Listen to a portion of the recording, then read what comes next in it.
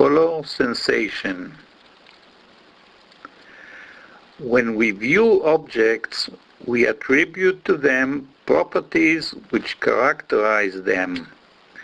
For instance, an ordinary person would say on the cherry tomatoes which we see in the picture as follows. The tomato is characterized by a spherical shape, diameter of about 3 centimeters, mass of about 15 grams, and a red color. In contrast to other properties, the color is not a regular property of the tomato, as we will see in this presentation. In the fovea, which is the central part of the retina, there are 3 types of light sensors: blue, denoted by S, green, denoted by M, and red, denoted by L. The large graph shows the normalized spectral response of each of the sensors. The small graph at the left shows the absolute spectral sensitivity, and it is seen that the sensitivity of the blue sensor is much smaller than those of the green and red ones. The picture of the section of the fovea shows a typical spatial distribution of the sensors. Most of them are green, somewhat less of them are red, and the blue ones are a very small minority. Viewing the world is characterized by 2 physical features. A. The spectral response of the eye is determined by the average response of the sensors multiplied by their densities. A typical result is depicted as the daylight or photopic response in the graph. B. The scenery is illuminated usually by the sun, and every object reflects part of the illumination. The eye senses the reflected light and creates from it an image of the scene. The main characteristic feature of color sensation is that it is quite constant even when the scene is illuminated by different illuminants such as direct sun, diffused sunlight, and various lamps. Edwin Land, the inventor of the Polaroid camera, executed experiments in order to understand how the sensation of color is constant under different illuminations. The experimental setup of Land consisted of 2 identical colored targets. Each target was illuminated by its own 3 illuminators, red, green, and blue, with intensity which could be adjusted at will. When an area was viewed by an observer, the amount of light from it was measured by a photometer shown in the left. Readings were made with red, green, and blue filters on the photometer. The illuminators were also measured by the photometer for each observation. In a typical basic experiment, a green area on the right target and the blue area on the left target were viewed. The illuminators were adjusted so that the light perceived by the eye from both targets was identical for red, green, and blue. In this condition, viewers were asked to identify the color of the viewed areas, and they did it easily. The experiment was repeated for all other zones with similar results. This experiment can be summed as follows. The observer can identify the different colors of viewed areas even when the light spectral content which reaches his eye is exactly the same.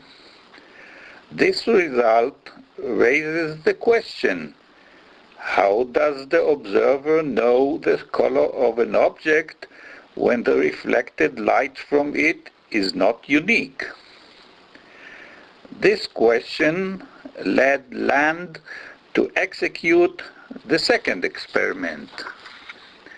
In the second experiment, Land repeated the first experiment while he covered with a black cloth the area of the target which was not viewed by the observers. Under these conditions, the color sensation of the observed area was not preserved for the observers. The conclusion from the second experiment is that the sensation of color of an object depends on other objects in the field of view and not only on the light reflected from the object itself. This means that the determination of color is performed in the brain, since only the brain knows the image of the whole field of view. Another conclusion may be that color is not a pure property of an object like other properties, since it depends on other objects in the field of view. Land developed the theory of retinex. Retinex is a combination of retina and cortex. The theory of retinex defines an algorithm which determines the sensation of color of an object while taking account of the light coming from all other objects in the field of view. This theory is very complex, and this complexity caused many people to avoid it altogether and even ignore it. Here are more facts which support the conclusion that color determination is performed in the brain. The sensation of color is very sensitive to the wavelength of a monochromatic light, while the sensors in the eye have a relatively broad spectral response. Note, for instance, the sensitivity to yellow light. In many natural scenarios, a vivid color may indicate a message for the human. Sometimes it may be a message of the location of a ripe fruit. In other cases, it may communicate a message of danger from a poisonous animal.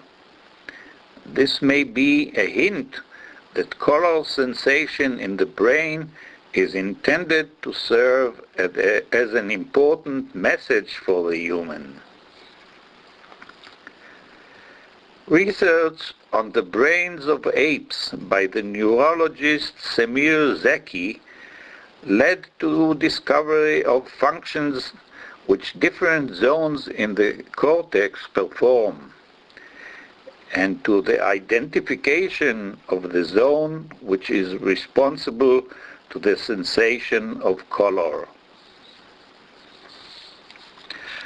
The current understanding of the functions of the different zones in the visual cortex is as follows. Zone V1 accesses the raw image and relays it to other zones for parallel processing of movements, shapes, color, and more analysis. The sensation of color is processed in zone V4. Here are two cases of direct evidence from human subjects. Jonathan I. was a painter with normal vision. At the age of 65, he was knocked on his head, and this caused him to lose the sensation of color. Since then, he saw the world only in shades of gray while seeing very sharp images. Brain scans showed a brain damage in zone V4. This evidence is cited in the book An Anthropologist in Mars by the neurologist Oliver Sacks. Richard Riggs from Yakima in Washington State was a musician who never had a sensation of color. At the age of 70, he fell and was knocked on his head on the floor.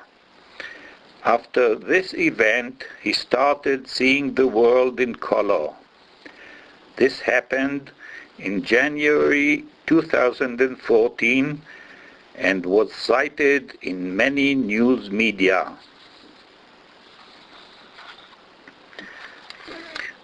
The sensation of color of an object depends also on the spatial frequency of an object. In the picture, the colors of the three targets are identical. However, when viewed on the monitor of a computer, the higher frequency targets cause a different color sensation than that of the coarse target, with a feeling of greenish hue which does not exist in any of the targets. Thank you for listening.